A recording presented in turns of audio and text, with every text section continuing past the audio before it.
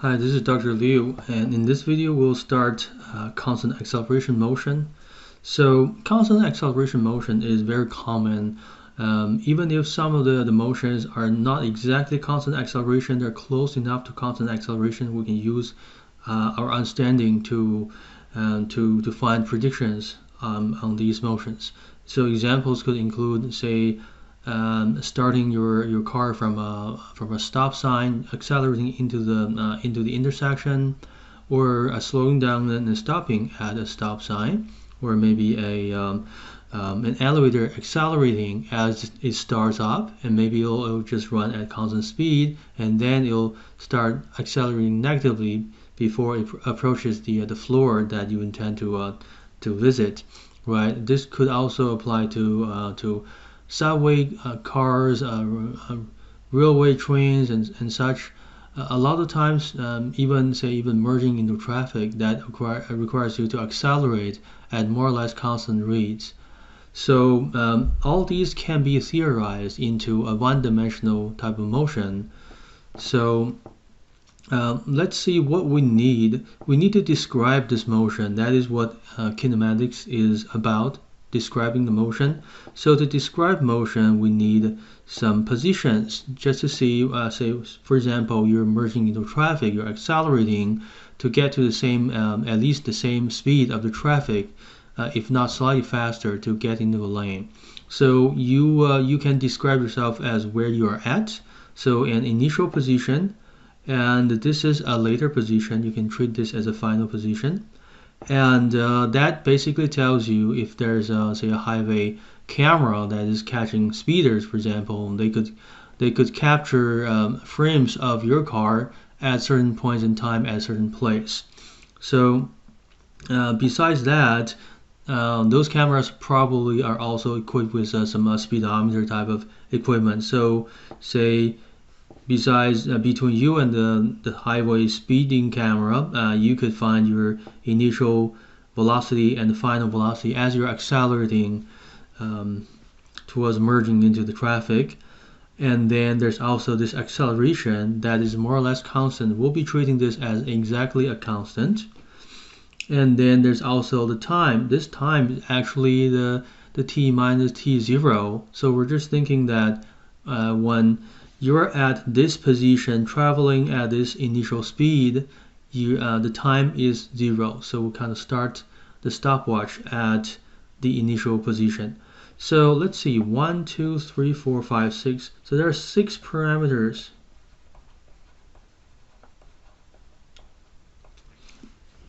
Okay, so remember, our goal is to describe the motion and possibly make predictions of what the motion is going to be, how fast you are, where you're at, right, which way you're going, how long it takes to get somewhere, to get to some certain velocity, right? So making predictions, that means finding values of some of these while you're given the rest of the values. So how do we find them? We have a system of several equations. So let me write down the first one. This describes where the object is going to be if it's accelerating constantly. So it depends on where it was initially at, and it also depends on how fast it was initially traveling at times the time. Say if the object doesn't accelerate, this will be exactly how to describe the object's position. You start from your initial position, you travel with this rate of change of position per time, then you multiply by the time duration you travel, you get this increased position, could be positive or negative depending on which way you're traveling, and you add that on top of the initial position, you get your final position. So this is assuming that you're not accelerating at all, you're just traveling at a constant velocity. But what if you're accelerating? You have to add another factor that describes how the position is going to be modified when you're not maintaining a constant velocity. So here's another factor, 1/2 a times t squared. So this factor takes into account that your velocity is not constant, it's changing with time. So let's make a very simple assumption that you're, say, initially at rest. Say you're stopping at a highway entrance because there's a stoplight is cycling through the red and the green. So you stopped, and then you start from rest, you accelerate into the highway, trying to merge into traffic at a more or less constant acceleration. So then you can say the stoplight is at 0 position, so this can be considered 0, and you are not traveling. You were starting at rest, so the velocity is 0. This is also 0. So if you didn't accelerate, you would just be sitting there, right? There will be cars honking behind you because you're not moving, right? But you're accelerating. So this term is the only non-zero term if you're starting from rest at the origin. So this tells you that the position, the final position, depends on time quadratically. So you're not increasing your position linearly. You're actually increasing more quickly than that because you're every second you spend accelerating, you get a higher velocity. You'll be able to cover more distance over that the same next second, right? So this is the whole thing, all three terms together to determine where you are at. If you are influenced by an initial position, you're initially traveling at some velocity, you're also accelerating that velocity to a new velocity. So this is basically predicting the position. If you know all of the past, initial position, velocity, acceleration, and how much time duration, you can predict the future where you're going to end up. So the next equation is another prediction of velocity now. So initial velocity is the same as the final velocity if you don't accelerate, right? So what if you do accelerate? Then you are accelerating at a certain rate of change of velocity per time, and then you multiply that time duration, you get a total increase or decrease of velocity on top of your original velocity. So these are the two equations. You can number them 1, 2. Sometimes I number them the other way around. This is a 1, but it doesn't matter. You have two equations, right? So two equations and 6 parameters, and any of these parameters could be unknowns and knowns depending on the situation you're in. So what this means is the two equations can solve two unknowns, right? And you have 6 parameters, so if 2 of them are unknown, then the other 4 have to be known in order for this equation to be solvable. Otherwise, there will be more than 2 unknowns, right? So this can only solve 2 unknowns. And you have 6 parameters, that means, so 2 of them are unknowns, and the other 4 have to be knowns. So altogether, this becomes solvable. You can solve it, and you can get your unknowns solved. All right. So there are other equations for sure that are listed in many textbooks. So I'll list a few other equations. I'll tell you how to treat these other equations. One of them looks like this. So v squared, that is the final velocity squared, minus v initial squared, is equal to 2 acceleration x minus x initial. So this equation may appear like a third equation, but I guarantee you this is not a third equation. This is just manipulating the first two equations to make it into that. So it is redundant compared to the first equation. The benefit of this is, benefit. No t.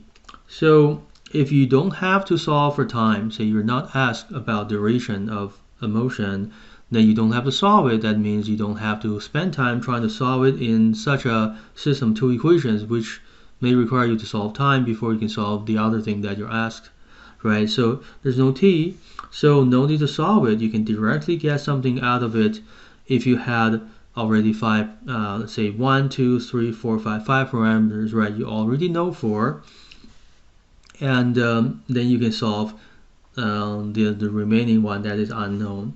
So benefit, and also there's this is kind of the con, and compared to the pro is there's no t. So if you're asked to solve for time, and using this doesn't get you the time. So if we know 4 out of 5 parameters,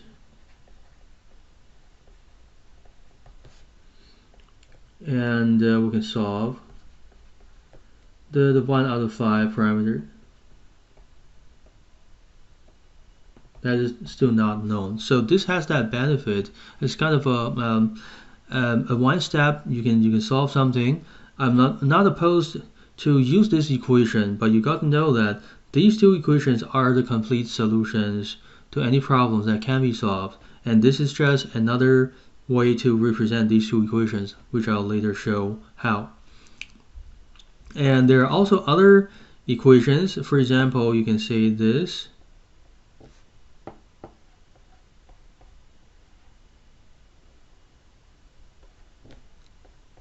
So your initial velocity, your final velocity over 2 times time is equal to your total total displacement or position traveled. So this is also just a manipulation of these two equations to get there. So don't think about these as somehow as your additional equations that can help you get additional things solved, because they're simply not. And plus, this is only assuming that the initial position is a 0. Otherwise, you'll have to add this initial position. So my stance is always try these, unless you want to try some tricks. Tricks are shorter, well, shortcuts, but shortcuts don't lead you to every possible solution. And this is not shortcut, but it leads you to every possible solution. Okay, so this question is from University of Physics. Chapter 3, problem 45. It's published by OpenStax, so I'm just acknowledging them. We have a particle that moves in a straight line with an initial velocity of 30 meters per second and a constant acceleration of 30 meters per second squared. So question A, what is its displacement at time equal to 5 seconds? And question B, what is its velocity at the same time? So in order to use these two equations, first we need to find out these parameters, which ones are given, which ones are considered as unknowns, right? So my trick is to have a list just like this. So let's see if I can just make a copy. I'll borrow this.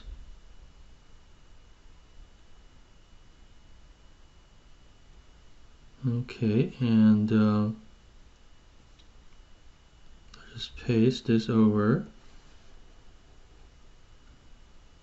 and now I have this list. All right, so let's take a read again at the question and see what was given. We know there's an initial velocity, so this is pretty clear. That is going to this spot, v initial, right? So we'll just put 30 here, assuming everything is standard units. Constant acceleration, 30 meters per second squared. So we also have this as 30.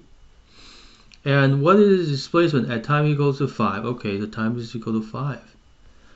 All right, so that was now that was it. We have 3 separate blank spots, and that is not good. I said only 2, right? 2 can be considered as unknown. So where does that 3 come from? Well, that's trouble. But if we look at this displacement, that just means x minus x0. So we can always assume that we just assume